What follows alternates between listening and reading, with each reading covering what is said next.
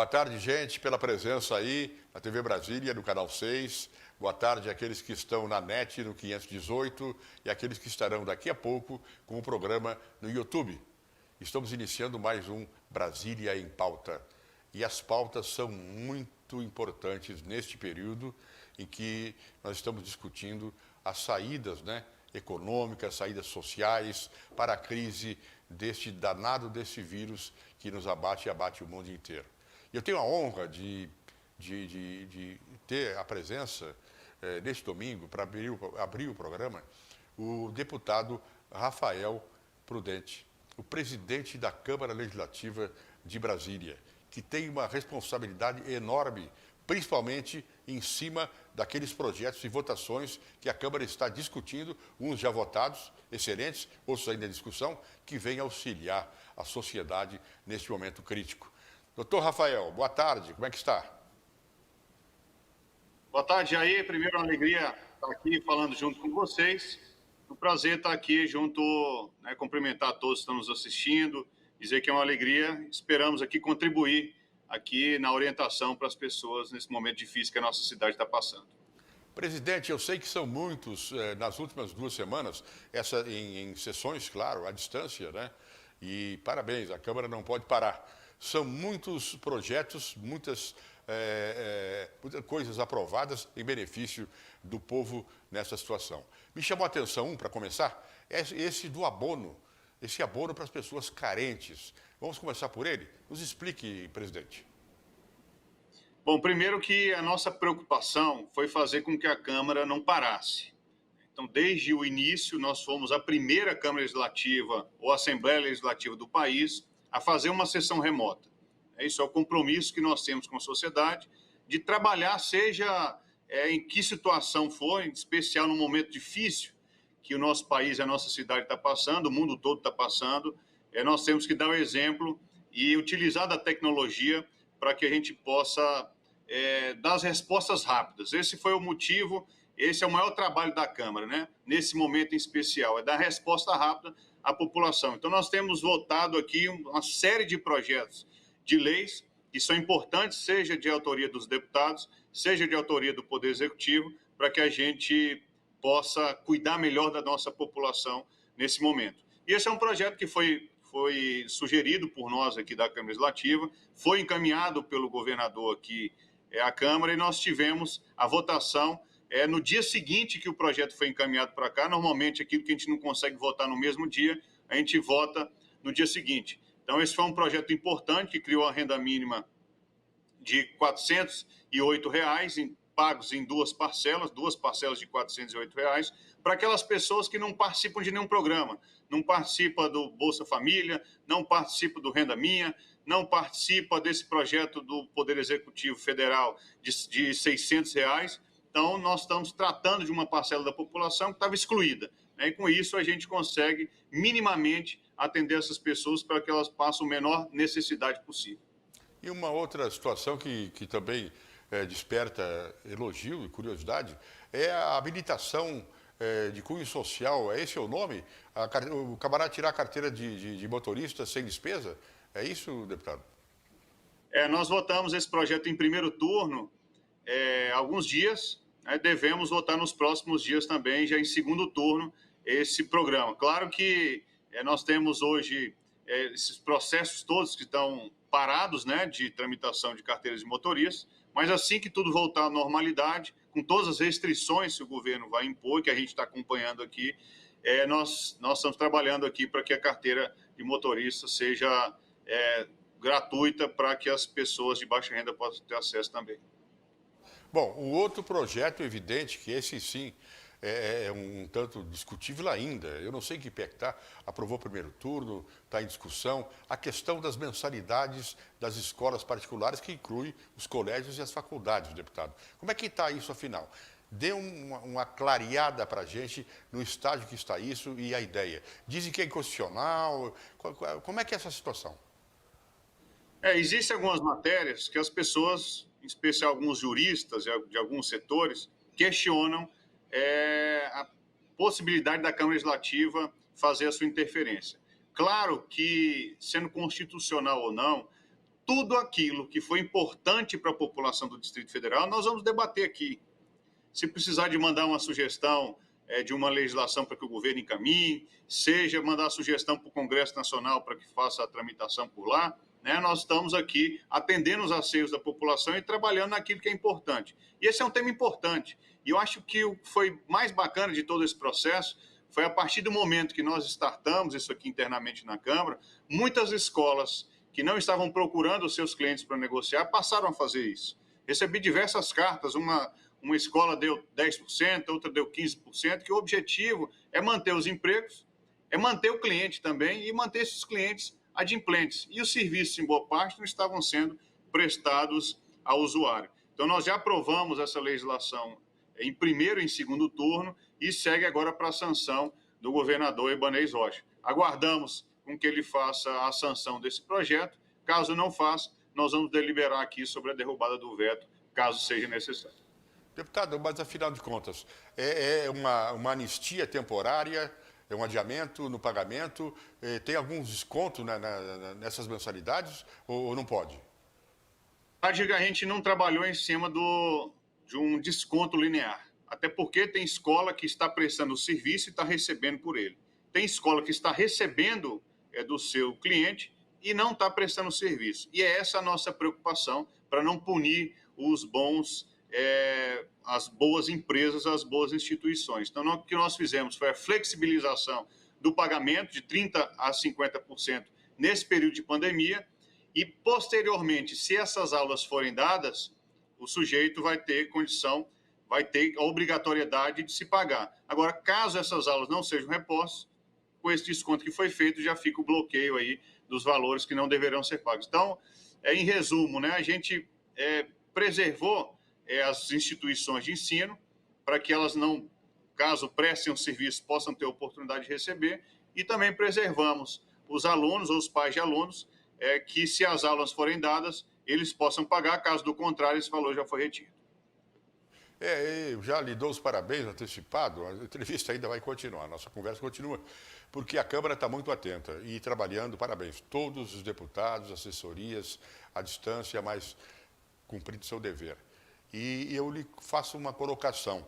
A Câmara aprovou e o Ibanez mandou, com um grande senso de oportunidade, a questão do estado de emergência. Deputado, essa questão do estado de emergência, eu não quero dizer besteira aqui não, mas ela permite certas ações, inclusive legislativas, regionais ou locais, que não são passíveis de serem observadas por lei federal. É isso ou não? Para se dizer que alguma coisa é inconstitucional diante do estado de emergência. Como é que é isso? Na verdade, o nosso estado já estava em emergência decretada pelo próprio governador. O que ele mandou, até dividindo uma responsabilidade com a Câmara Legislativa, foi a possibilidade da Câmara apresentar um decreto legislativo, esse é um instrumento legal, para que nós apresentássemos e votássemos o estado de calamidade pública. Qual que é a preocupação do governo e a nossa preocupação? Uma série de investimentos vão precisar ser feitos, uma série de gastos não previstos vão precisar ser feitos, em especial na área da saúde, na parte econômica e na área social, que não estavam previstas na lei orçamentária votada por nós. Então, com a queda da arrecadação e com o aumento de algumas despesas, o governo não vai conseguir se encaixar nos limites da lei de responsabilidade fiscal. Possivelmente, nem a Câmara Legislativa, o Tribunal de Contas, em especial os órgãos públicos, vão ficar com essa dificuldade. Então, o que muda do estado de emergência para o estado de calamidade pública que foi votado foi nada mais, nada menos que isso, com a possibilidade de, caso tenhamos uma queda na receita do Distrito Federal, a gente não possa ser enquadrado na lei de responsabilidade fiscal, até porque é um caso que a gente não tem condições de controlar. Então, basicamente, o que muda é isso. Claro, nós temos aqui uma comissão de fiscalização internamente na casa. Claro que o estado de emergência, de calamidade, dá oportunidade para o governo fazer algumas compras com menos burocracia, mas todas as ações do governo estaremos, não só nós, como o Tribunal de Contas, como o Ministério Público, nós estaremos atentos aí para que tenhamos o uso otimizado dos recursos públicos aqui no Distrito Federal. Deputado, há críticas da população, certos setores, de que o seguinte, agora liberou tudo, não precisa licitação para fazer despesas, etc. e tal. Outro dia eu ouvi uma crítica que eu acho infundada, eu sou suspeito, sou da área de comunicação. A Câmara aprovou uma verba lá, um adicional, para a comunicação, porque precisa comunicar. E o povo ainda está carente de comunicação de parte do Estado, do governo. Ah, porque esse dinheiro vai para onde? Ué, vai ser destinado exatamente à publicação de notícias de interesse público. Agora, tem muita crítica com relação a isso e, evidentemente, o governador é responsável, o governo é responsável, mas a Câmara também tem a responsabilidade, né, deputado, de ficar fiscalizando isso, não é? Boa parte das ações do Poder Executivo precisam da chancela do Poder Legislativo. Então, nós focamos em algumas ações. Na parte social do governo, focamos na parte de comunicação do governo, que é muito importante para orientar as pessoas. Nós focamos também na parte de saúde, né, e na parte econômica. Enfim, esses são os 4 pilares, vamos dizer assim, dos trabalhos da Câmara Legislativa desde o início dessa pandemia para cá. É claro que todas as ações do governo e ações da Câmara Legislativa estão claro, aí para as pessoas poderem criticar. Agora, que façam críticas construtivas também para que possa nos ajudar a mostrar a saída. A Câmara Legislativa, nos próximos dias, já lançou uma campanha do combate ao coronavírus, com algumas orientações. Nas próximas semanas, vamos lançar uma nova campanha também de orientação para as pessoas. Esperamos também que os órgãos de controle possam fazer a mesma coisa e o próprio GDF faça aí, com esse recurso que nós destinamos para lá, possa fazer com que as pessoas tenham consciência. Nós estamos aí em véspera do comércio ser aberto, nós estamos na véspera aí de ter uma flexibilização da atividade econômica. Então, nesse momento, a gente precisa mostrar para as pessoas aquilo que precisa ser feito e os limites que precisam ser respeitados. Nos próximos dias, né, a gente possa ter o nosso comércio já liberado, claro, com algumas restrições, com algumas punições para quem não cumprir, e a gente está não só trabalhando com os decretos do governo, mas também com algumas legislações. Votamos aqui há alguns dias a obrigatoriedade das pessoas a utilizarem máscaras, aguardando somente a sanção do governador Ibanez Rocha, né? Então, é importante essa conscientização, né, porque que as pessoas vão voltar à normalidade como um todo, né? Tem que voltar porque as pessoas precisam trabalhar, nós precisamos retomar a nossa economia, mas com alguns limites. Caso não seja cumprido, o governo, eu tenho certeza que pode voltar atrás e reconsiderar a abertura das lojas e do comércio aqui no Distrito Federal. Eu estou chegando quase ao final dessa conversa nossa, muito oportuna, mas tem uma perguntinha que não quer calar. A liberação de recursos, por exemplo, o BRB, coisa nossa aqui do DF, certos setores de pequena, microempresa, empresa pequena mesmo, não podem satisfazer exigências cadastrais que o banco faz. E aí ficam de fora. Qual é a visão da Câmara, a sua visão sobre isso? Como resolve isso? Inclusive, nós estávamos fazendo um encontro agora há pouco, eu tenho discutido muito isso com a área econômica do governo, com os deputados distritais e também com o presidente do BRB. Claro que o BRB ele tem uma série de limitadores e tem uma série de pré-requisitos para poder conceder esses empréstimos. Então, o que nós estamos estudando e trabalhando e esperamos nos próximos dias dar resposta à sociedade, em especial o micro e o micro do micro que não tem acesso a esses créditos. É que o governo crie um fundo garantidor. E qual o maior patrimônio que nós temos aqui no Distrito Federal? São terras públicas, né? Então, a ideia é criar um fundo garantidor com alguns terrenos da Terra Cap, para que esse fundo possa garantir essas operações que o BRB vai fazer para salvar esses empresários, esses microempresários, com o acesso aos recursos com menos burocracia. Eu tenho certeza que as pessoas vão ter um acesso mais rápido, um acesso mais célere, com menos burocracia, e vão poder tocar os seus negócios com maior tranquilidade. Esperamos aqui nos próximos dias resolver essa questão.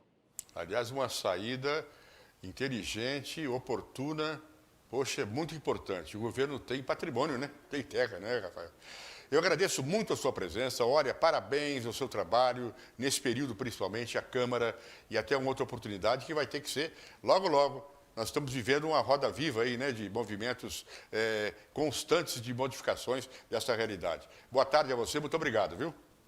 Muito obrigado, Jair, muito obrigado aqui pela oportunidade de falar com vocês e contem aqui com o nosso trabalho, contem com o trabalho e a pronta resposta da Câmara Legislativa do Distrito Federal. Estamos fazendo tudo o que é possível nesse momento. Este foi o deputado Rafael Prudente, presidente da Câmara Legislativa. Depois do intervalo, Dionísio Clavdianos, presidente do Sinduscom, para sabermos como a área da construção civil, importantíssima para a economia do DF, está enfrentando esta situação complicada que vivemos. Depois do intervalo.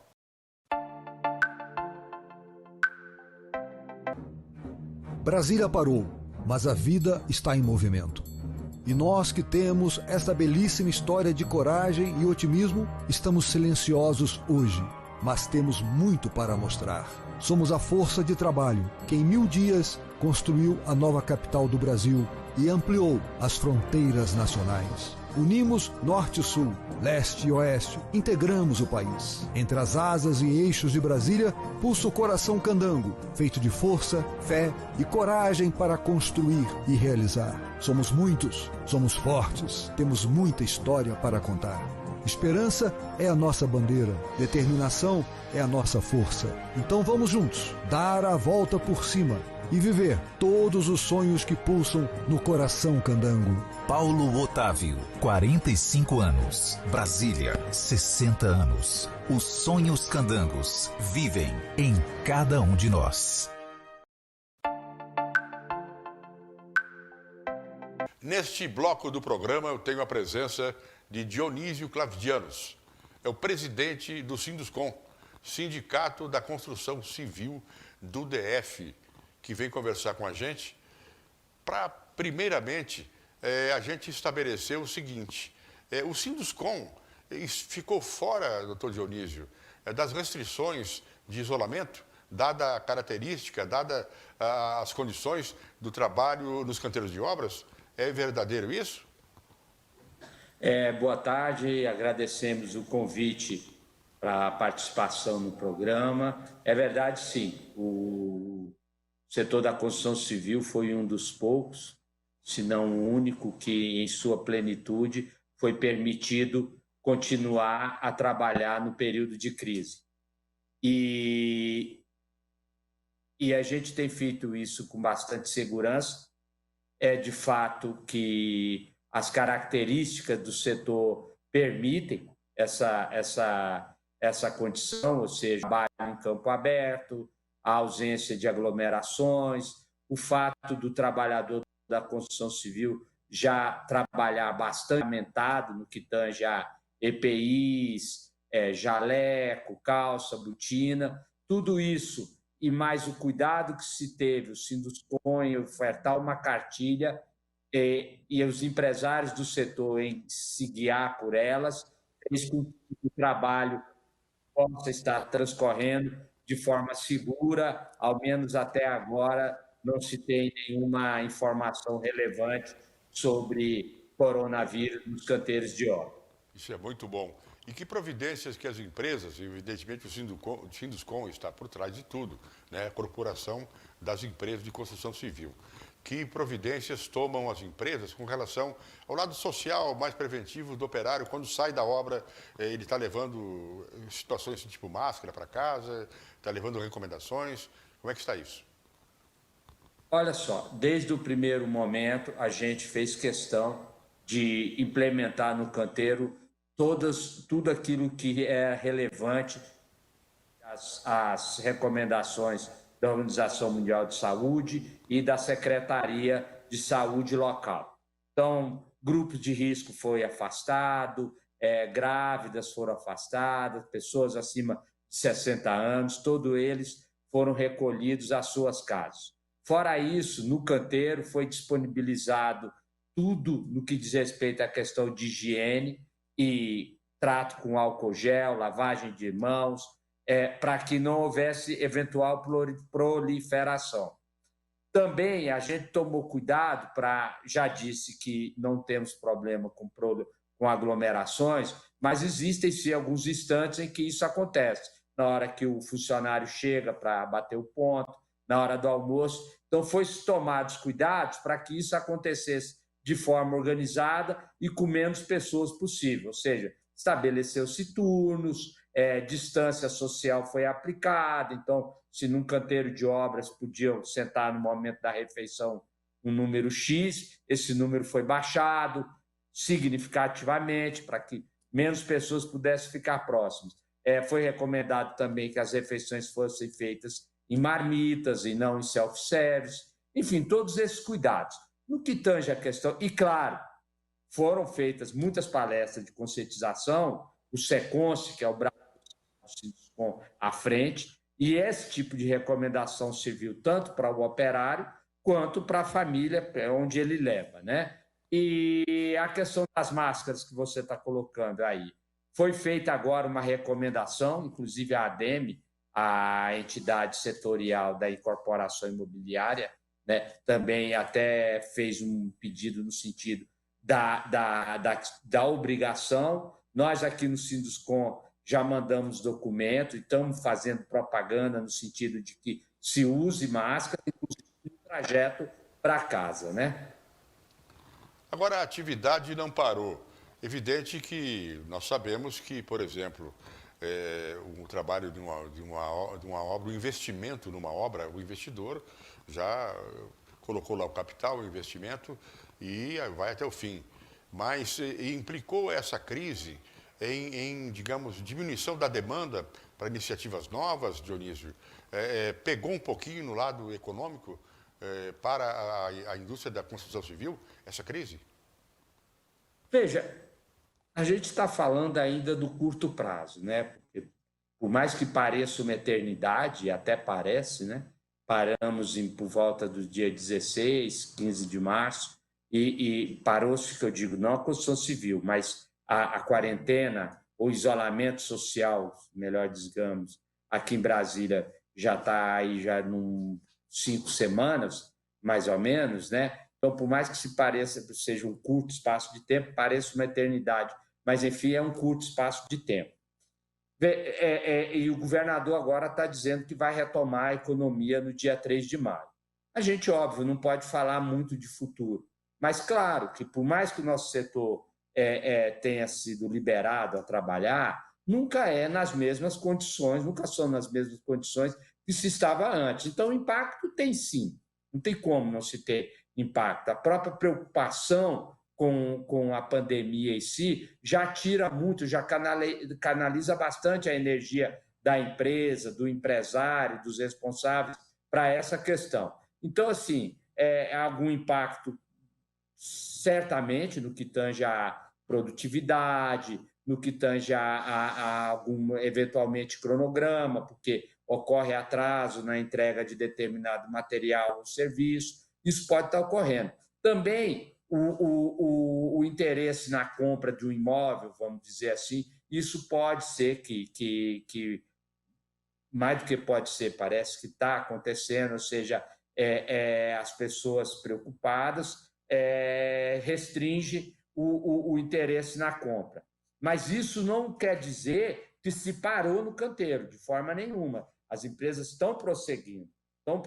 Então, impacto, sim, mas numa situação dessa, vamos dizer que no dia 3 de maio retorne-se bem e, paulatinamente, Brasília tem sido, nos parece, pelos indicadores, um bom caso de segurança, né, do que tange a proliferação do vírus, está ocorrendo em muito pequena incidência, então vamos dizer que de forma paulatina se recupere a economia, um prazo que seja mais demorado, então assim se retoma.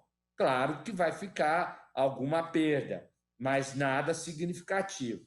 Agora, é evidente que pensando de que o futuro vai ser esse mesmo, que a gente vai conseguir voltar de forma ponderada. A gente tem uma condição melhor, por exemplo, do que alguns setores da economia, esse sim, mais fortemente prejudicado. A gente nem parou, nem o nosso principal produto é tão afetado assim se recobra logo a economia. Interessante, e eu acho muito importante, viu, Dionísio, o fato é o seguinte, o operário da construção civil, falando aqui, vocês dessa área, e você é doutor nisso, ele vem de uma base da pirâmide, né, não muito, digamos, favorecida financeiramente, muitas vezes, não é a maioria, mas tem gente muito pobre que trabalha na construção civil. E, ao contrário de outros que foram demitidos, foram para casa, tiveram que parar, esses homens da construção civil, eles estão valorizando o trabalho com certeza e fora de uma área do risco social, que é um negócio muito sério, né? Ah, não tenha dúvida. A construção civil, pelas suas características, é um setor que emprega mão de obra da classe, que nem você disse, menos favorecida, são funcionários, são operários menos qualificados, pessoas que têm na construção civil, sim, o principal fonte de renda. Então, se a construção civil não para, o ganho social, né, se a gente pode dizer assim, é muito grande, porque muitas famílias acabam que preservadas, porque esse trabalhador continua ganhando salário e continua sustentando sua família. Hoje, a construção civil em Brasília, a despeito da queda relevante que teve nos últimos anos a produção, ainda emprega cerca de 45 mil operários formais, carteira assinada. Você vê que não é pouca coisa, né? Então, assim, o ganho social que tem tido a economia do DF com o fato da construção civil continuar, não ter paralisado, é grande, é significativo. Fazer uma colocação para você, um pouquinho fora da questão do coronavírus. Parabéns já antecipado ao Sinduscom e à construção civil, que é o seguinte, o mote do programa é da Brasília que temos, Dionísio, para a Brasília que queremos. A Brasília que deveria ter políticas públicas mais eficazes, eficientes, que nos desse mais orgulho, mais desenvolvimento econômico, mais qualidade de vida, enfim, uma série de coisas daí derivadas. E a construção civil, eu sei, em Brasília é atuante e Brasília está crescendo. Mas se pode esperar, digamos, depois desse pandevírus aí, né, dessa situação toda, uma retomada assim com força da área do desenvolvimento econômico, no seu entender ou não? Eu acho que sim, a despeito dos estragos nos cofres públicos causados pela restrição da economia, não tenha dúvida que o governo local vai arrecadar menos, tem toda essa questão. Me parece que há uma vontade, um interesse muito grande do governador e sua equipe em manter operando. E a construção civil, ele viu isso desde o início, era fundamental. Tanto é que obras públicas não se paralisaram. E até agora a gente não tem ouvido falar em atrasos significativos no pagamento. Pelo contrário, o governador até em propagandas, né, tá enfatizando essa questão de prosseguimento de obras públicas. Obras públicas são infraestrutura na veia, né? Então, e Brasília precisa investimentos grandes em mobilidade, infraestrutura nessas áreas do entorno que estão ainda bastante degradadas, esses setores que foram criados na ilegalidade e são carentes de infraestrutura, tudo isso aí vai ter que continuar acontecendo. E me parece que a intenção, a vontade política é essa, tem sido mostrada na realidade. Claro que agora se canaliza para questões mais importantes, como a questão da saúde, construção de UPAs, enfim, ampliação de leitos, mas entendo que se retoma sim, precisa se retomar. Flaviano, muito obrigado pela sua presença, parabéns. A Ibanez está fazendo o dever de casa direitinho. Eu agradeço muito, e essa questão toda do desenvolvimento, você colocou muito bem, passa muito pela área da construção civil com as obras públicas. Agradeço muito e vamos continuar conversando depois, com a hora que a crise passe logo, para se falar em desenvolvimento. Obrigado aí, um abraço a você, viu? E a gente fica sempre à disposição do amigo e do programa para poder passar sempre uma mensagem de esperança e de futuro construtivo, literalmente, para a sociedade de Brasília. Obrigado pelo convite. Depois do intervalo, um breve intervalo, eu converso com o Rubens Bias, psicólogo, membro do Conselho de Saúde do DF. Evidente que o assunto é a crise, né, do Covid-19. Esperem um pouquinho só.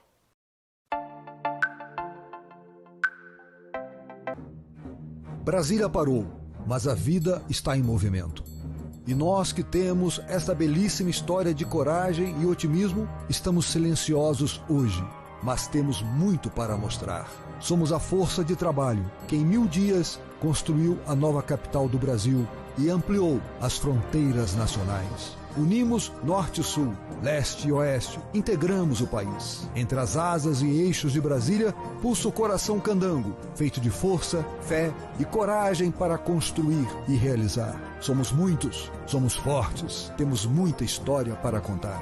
Esperança é a nossa bandeira, determinação é a nossa força. Então vamos juntos, dar a volta por cima e viver todos os sonhos que pulsam no coração candango. Paulo Otávio, 45 anos. Brasília, 60 anos. Os sonhos candangos vivem em cada um de nós. Gente, neste bloco, o convidado é o psicólogo Rubens Bias, que é membro do Conselho de Saúde do DF. Ele está aí em home office e para conversar com a gente. Rubens, boa tarde, tudo bem? Boa tarde, Jair. Muito obrigado aí pelo convite, pela oportunidade da gente debater aí o coronavírus aqui no Distrito Federal. Ô Rubens, para iniciar a conversa, uma colocação genérica, como é que está a atuação, como está sendo a atuação do Conselho de Saúde do DF nesse período todo, de março para cá, desde que nós temos aí, né, o coronavírus no Brasil e no DF? Jair, a gente tem tido dificuldades para manter a periodicidade das reuniões, né? Mas a gente tem se comunicado de maneira virtual e representantes do Conselho, juntamente com a presidente, têm realizado visitas nas unidades de saúde, nos hospitais, para acompanhar de perto a evolução da doença e do acompanhamento da doença aqui na nossa cidade. Na visão de vocês, da sua visão, você acompanha, você é membro do Conselho, todas as medidas cautelares tomadas por Ibanez para evitar um colapso, né? Ao que parece, são boas. E está sobrando medidas cautelares, né? Porque nós temos poucos casos ainda, e tomara que não se tenha mais nenhum, de coronavírus no DF. Mas nós estamos bem, vamos dizer, aparelhados no campo da saúde pública para essa crise que está aí? A gente tem muita subnotificação. Tem estudos da UNB e da USP que indicam que o número de infectados é 15 vezes maior do que os números oficiais estão indicando. Um outro indicador que a gente tem é a quantidade de pessoas internadas por síndrome respiratória aguda grave, que aumentou 1000% do ano passado para esse, o que indica que muita gente está com coronavírus e não está diagnosticada. Então, as medidas elas foram corretas, elas foram tomadas no momento certo, mas não necessariamente a gente está preparado para o que está por vir, Jair. Mas nessa estatística nacional se coloca, eu fiquei um pouco assim, se inclui o DF também? Tem coisa que nós não sabemos? Tem muita coisa que a gente não sabe, Jair. Os telespectadores com certeza conhecem alguém da própria família ou amigos próximos que tiveram sintomas e que não conseguiram ser testados. Então, é muito preocupante, a gente não sabe qual é a dimensão dessa doença no Brasil. O Brasil vem sendo apontado em vários países do mundo como um caso de lugar que está com pouco teste, que provavelmente a epidemia está muito maior do que a gente está observando. Então, apesar do Distrito Federal ter tomado medidas corretas no início da crise, a gente não está preparado para o que está por vir e a gente não sabe o tamanho do problema que a gente está enfrentando. A questão do teste me parece importante porque é preventivo, óbvio, né? Muitas pessoas que não tinham teste estão aí hospitalizadas, tomara que saindo do hospital, mas essas pessoas tiveram que ser atendidas porque a situação era séria, mas não foram testadas antes, né? Só pelos sintomas que elas acabaram indo para o hospital, né? Exatamente. E a gente tem um outro problema, né, Jair? O número de leitos de UTI. Brasília sempre teve um problema sério de fila de pessoas necessitando de leitos de UTI. O que aconteceu? Com o coronavírus, suspenderam as cirurgias eletivas, então não está tendo complicação de cirurgia eletiva, diminuíram os acidentes, diminuiu o caso de violência interpessoal, sem considerar a violência doméstica, né, que nesse caso aumentou.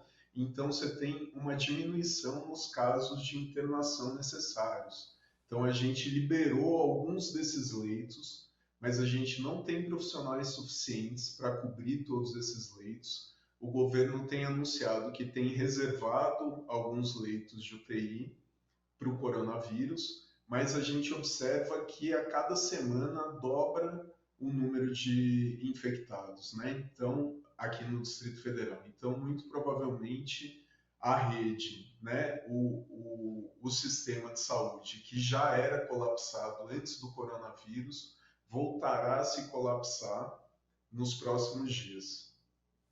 E a questão do hospital de campanha, né? O hospital extensivo, né?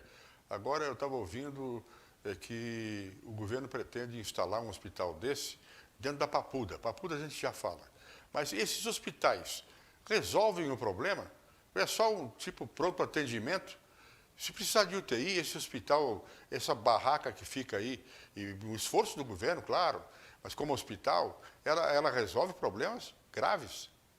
Olha, nesse momento é importante a gente separar quem são os casos de coronavírus de outras situações que são atendidas normalmente pelo sistema de saúde.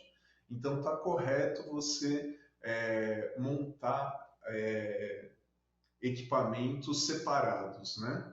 Mas é fundamental que a gente esteja com esses equipamentos funcionando adequadamente, né? Então, respiradores, monitores, aqueles equipamentos necessários.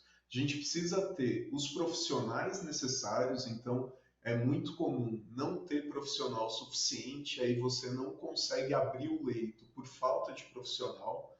É muito provável que isso volte a acontecer nos próximos dias.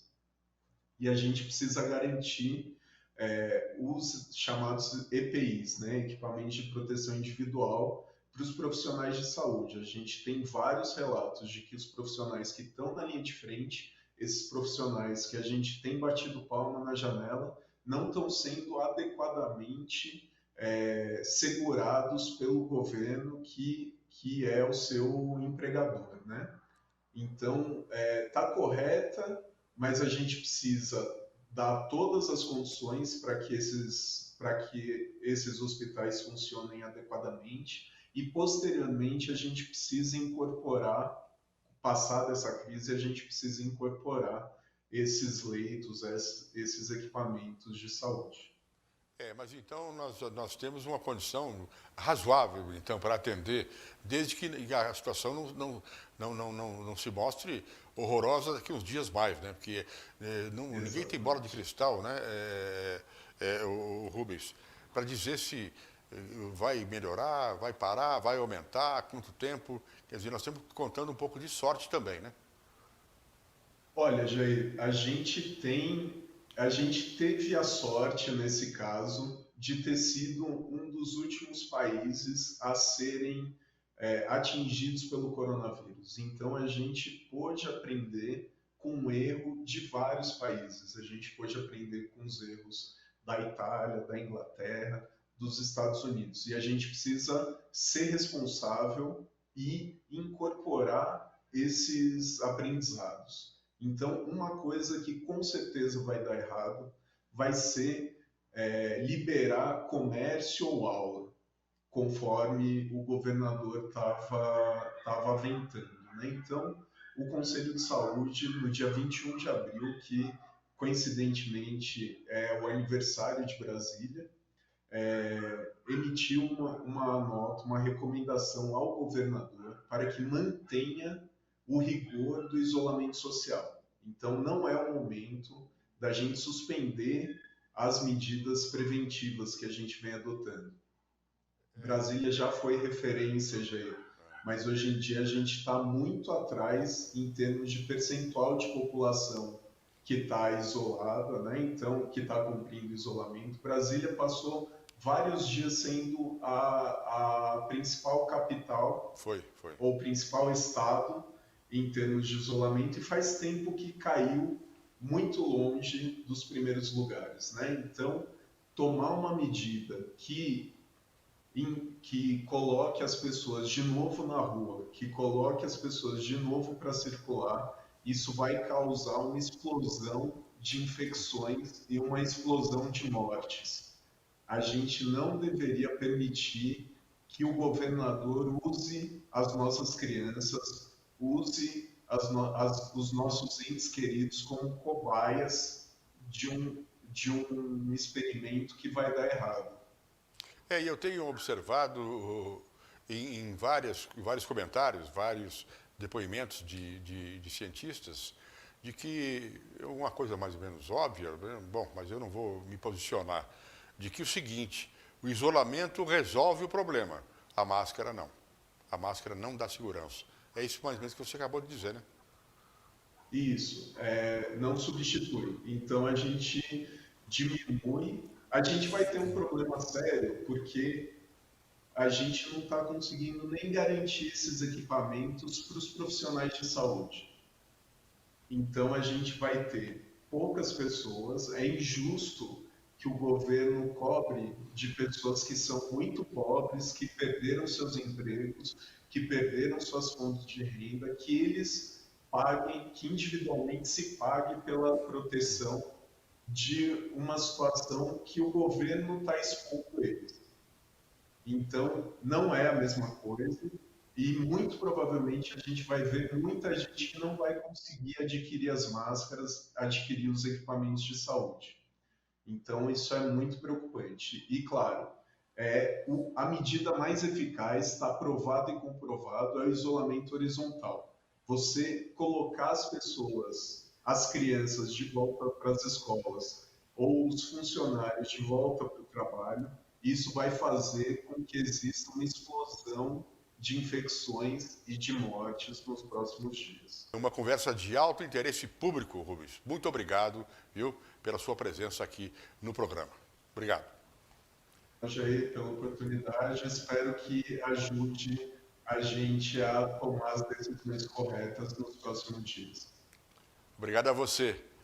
Depois do intervalo, a coluna da Dani Ventura.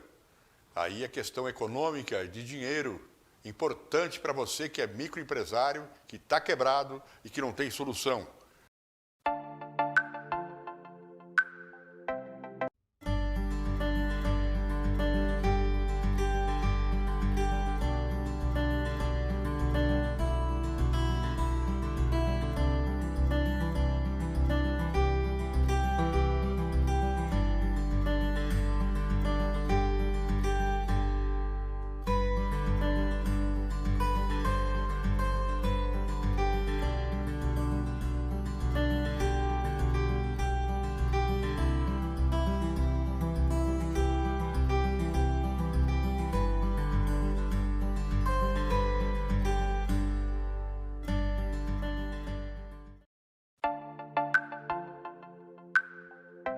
Olá, boa tarde.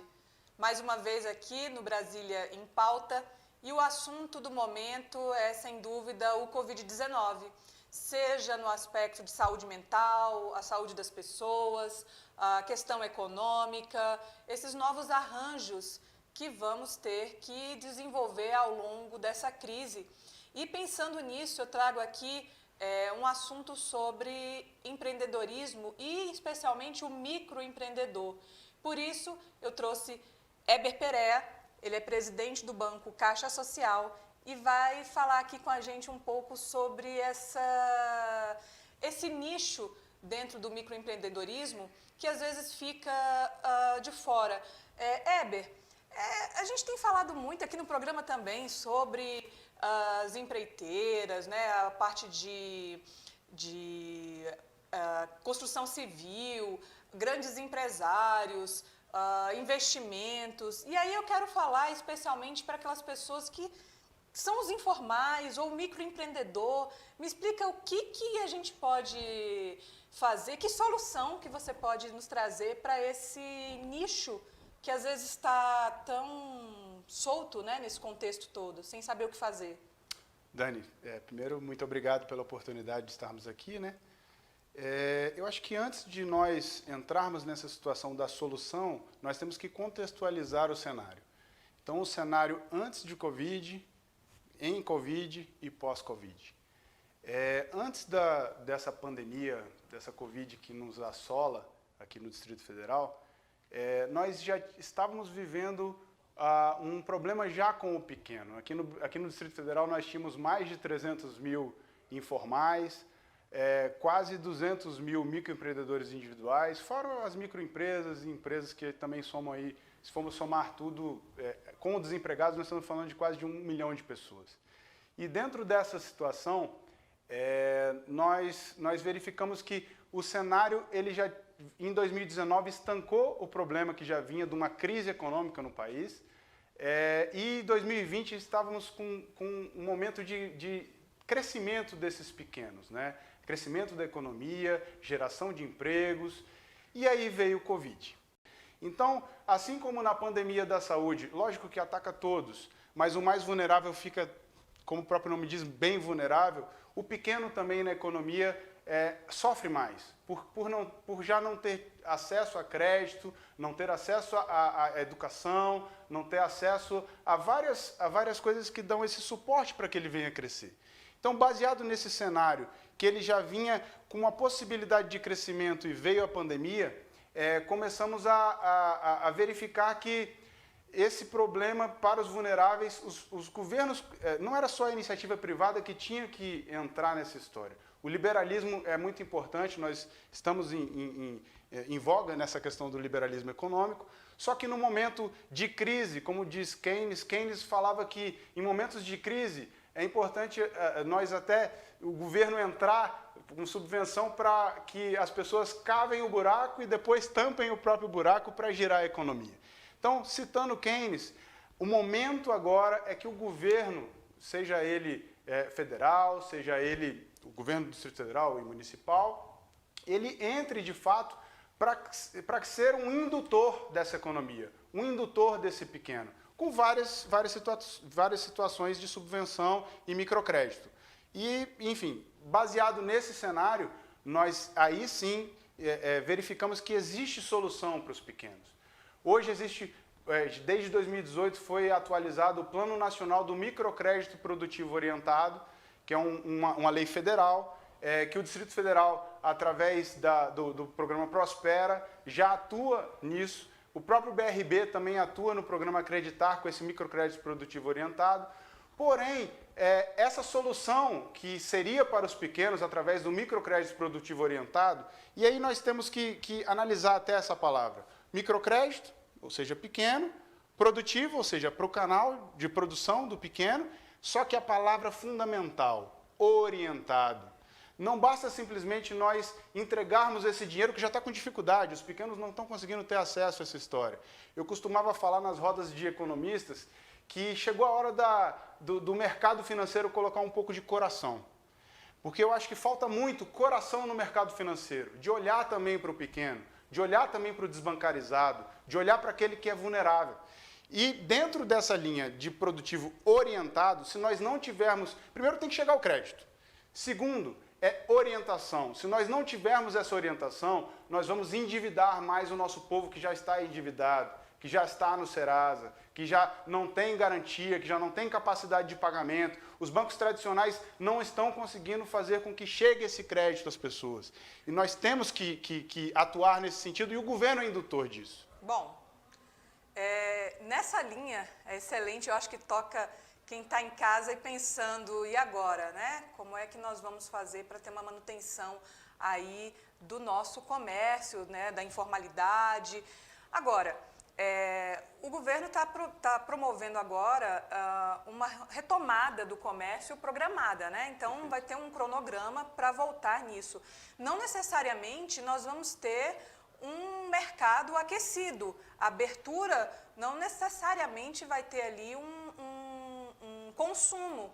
E é nesse momento que o microcrédito precisa ser, os empreendedores precisam ter acesso. Como é que na prática, o que está faltando então para que esses empreendedores, na sua volta, consigam ter uma manutenção ali e consigam mais do que isso, não pegar um valor, porque senão ele fica endividado, né? Ele vai pegar um empréstimo, um pequeno empréstimo, e aí? Como é que essa pessoa pode ter um respaldo? O que um pequeno pode fazer? Vamos lá. O governo do Distrito Federal, contextualizando, lançou no início de março o programa Supera DF, com o BRB. Foi um programa para injetar dinheiro na economia e, em princípio, era para atender os micro e pequenos também. A grande questão é que foi um bom programa. Nós atendemos aí, até semana passada eu verifiquei, 1,1 bilhão foi injetado na economia. 60% a 70% disso foi com renegociação de contratos existentes e 400 e poucos milhões foram novos contratos. Só que quando nós fomos ver o ticket médio, ou seja, quanto que cada tomador pegou de dinheiro, nós chegamos num ticket de 600 mil reais, 500 a 600 mil reais. 500 a 600 mil reais não é o microempresário que está pegando. 500 a 600 mil reais não é o microempreendedor individual e muito menos o informal. E falando com alguns amigos microempresários, a dificuldade, eu sei que o BRB está fazendo, e com um bom trabalho, excelente trabalho, o BRB ano passado veio de um lucro recorde, só que nesse ano é momento do BRB ter lucro recorde novamente. Um banco onde mais de 90% é do governo do Distrito Federal, eu sei que o BRB está fazendo muita coisa, só que eu acho que é o momento, acredito mesmo, que é o momento do governo, através do BRB, de um banco de Brasília, começar a olhar para o pequeno. Hoje nós temos o Funger do programa Prospera que não tem 1% do valor que foi colocado no Supera. Nós estamos falando aí da maioria dos empregos sendo gerado entre os micro, pequenos e os meios e os informais. Nós estamos falando, como eu falei, mais de 1 milhão de pessoas. Está na hora de o BRB não ter, nesse ano, preocupar com o lucro recorde. É preocupar em ajudar, nesse momento, como o Banco de Brasília, um banco que todos nós temos orgulho, um banco onde o presidente Paulo Henrique vem fazendo um trabalho fantástico, sensacional. É um momento de colocar coração no mercado financeiro. Então, assim, hoje já existe uma lei, inclusive, dentro da Câmara Legislativa, o deputado Eduardo Pedrosa protocolou essa lei de um fundo também chamado Supera DF, um fundo emergencial até o final da calamidade, colocando 100 milhões e a sugestão dele é de lucros e dividendos do BRB. Ou seja, o BRB já tem isso. 100 milhões, 10% do que foi colocado no Supera, nós atendemos não menos de 1.000 empresas, nós atendemos 15, 20 mil empresas. E mais do que isso, nós temos que nos preocupar com a orientação disso. Existe já projeto, até o nosso próprio banco já entregou um plano de trabalho até para o governo do Distrito Federal, falando a respeito disso, dessa orientação, nos colocando à disposição de fazer essa orientação, de ajudar, de incorporar. Hoje nós temos que incorporar não só financeiramente, mas operacionalmente, porque como nós estamos em distanciamento social, nós temos que usar a tecnologia para isso. E falando de mercado, hoje todo mundo está na incógnita de como que vai ser esse mercado, como esse mercado vai reagir. Vai abrir aos poucos, o governador falou que paulatinamente, né, nós vamos abrir. Acredito mesmo que nesse momento o governo tem que analisar quais são as áreas prioritárias que vão abrindo, inclusive para ser indutor desses pequenos. Vou dar um exemplo básico aqui, as máscaras. O governo até está fazendo isso, só que podia fazer, inclusive, mais espalhado, não simplesmente com a Fábrica Social, que já vem fazendo um bom trabalho, mas pegando aquelas pequenas associações e cooperativas de costureiras em Santa Maria, no Recanto das Emas, no Riacho Fundo, para essas máscaras gerarem retorno na própria região, gerar receita na própria região, com o gasto corrente do próprio governo. E vamos dar um outro exemplo, marmita. Hoje, quanto de alimentação também tem na questão da construção civil? Falamos da construção civil, que vai ser injetado dinheiro. Por que não as marmitas, em vez de eu ser de grandes, eu ser em pequenos, de 50 em 50 marmitas de pequenos e espalhado por isso? O governo pode ser esse indutor de negociação com o grande e, mais do que isso, dando microcrédito e orientando para que, nesse momento de pandemia, ele tenha a subvenção, ou seja, tenha a sustentação dele e depois ter a orientação para a preparação da demanda e depois ele, de fato, sair do outro lado equalizado, sair do outro lado com a possibilidade de crescer, de não simplesmente sobreviver, mas de gerar riqueza, gerar renda, gerar emprego. É isso que a gente acredita. Bom, quem está em casa agora, né, nós já temos uma audiência incrível no nosso programa, quem está em casa agora e é microempreendedor está assim, agora eu quero ter acesso a isso, eu não estou vendo esse dinheiro, que é possível, que existem leis, e assim, eu tenho certeza que tem deputado, governador, você já tem um projeto aliás, o deputado tem um projeto encaminhado. Como é que pode operar isso? O micro está em casa agora pensando, tá bom, muito bacana, o governo está sabendo de tudo isso e eu não consigo ter acesso a esse investimento para o crédito orientado. Na prática, o que o Banco Social, a Caixa Social pode operar, trabalhar para que essas pessoas tenham acesso a esse benefício, a esse crédito, né? Claro. Nesse momento, a paciência não é uma virtude. Nesse momento, a celeridade é uma virtude. As pessoas estão passando necessidade, as pessoas estão passando fome. Então, esse momento, a celeridade é acima de tudo. Então, nós propomos, até tivemos algumas conversas com alguns deputados, nós propusemos isso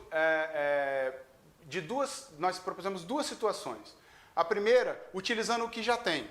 Hoje nós temos o FUNGER, que é o Fundo de Geração de Emprego e Renda, através do programa Prospera.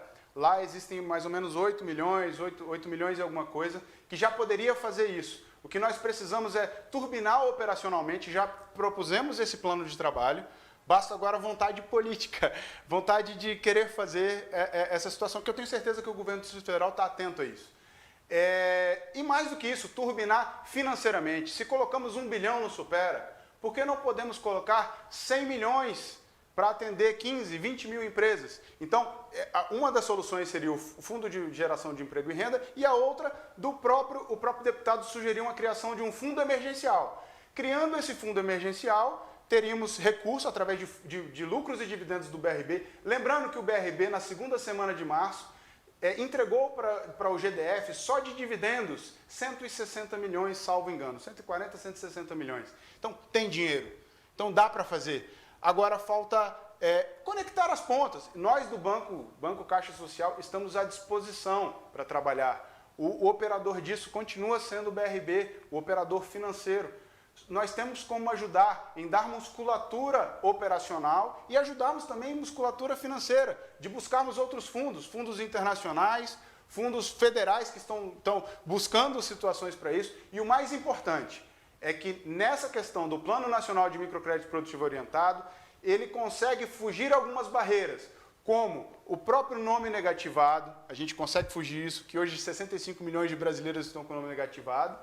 E a outra situação é a capacidade de pagamento. Hoje, a composição de garantia, o que é garantia? É o aval, é aquele avalista. Em vez de você ficar tendo que encher o saco, do vizinho para ser seu avalista, hoje, dentro do microcrédito produtivo orientado, você pode criar grupos solidários, que eles se avalizam. E aí você consegue... Hoje, o microcrédito no mundo é famoso por conta disso. A inadimplência em Brasília, para vocês terem uma ideia, é 0,3%. Ou seja, aquele que tem necessidade, aquele que não possui muitas riquezas, paga em dia. Uau! Então a gente tem uma solução talvez mais acessível e célere do que a gente poderia imaginar, né? Tem outras alternativas aí. Eu quero agradecer a presença e semana que vem estaremos aqui de volta. É com você, Jair. Obrigado, Dani. Obrigado a você que está em casa assistindo a gente. E domingo que vem voltamos de novo com informações importantes do seu interesse. 13 horas aqui na TV Brasília. Até lá.